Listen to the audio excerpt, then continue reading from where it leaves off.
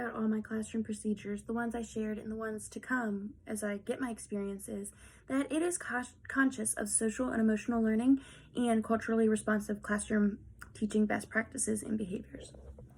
So I'm just going to briefly run through each of the 5 I explained and then make a general connection to my SEL and culturally responsive classroom. So when I talk about pencil sharpening, like I said, each child will have the same pencils. This reduces any anxiety in students who can't afford school supplies or any fights over pencils. Like, this is my pencil, this is my pencil. No, it's the class pencil. We all have the same, we're a community, and we will share our materials. Next, I also talked about when the substitute comes. Well, I instilled and implemented in my kids that we treat all people with kindness. It doesn't matter if I'm the teacher or if the substitute's the teacher. When someone else is in the classroom, you will show them respect and follow the procedures you know. That's teaching them that we take into account other people's feelings.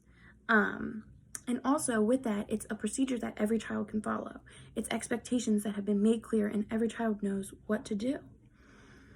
Regarding going to the bathroom or out of the classroom experiences,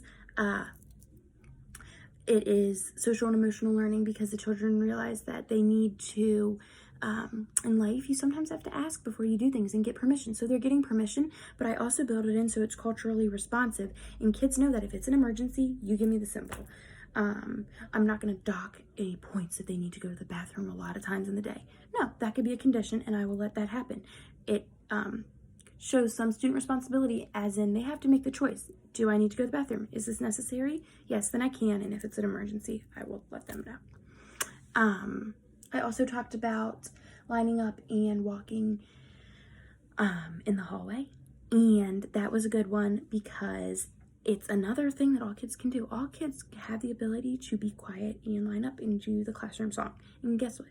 If a child comes who for some reason has limited auditory hearing or limited vision or a disability where they can't walk, we will modify the song so that every student is included and can participate and be a good learner and quiet in the hallway.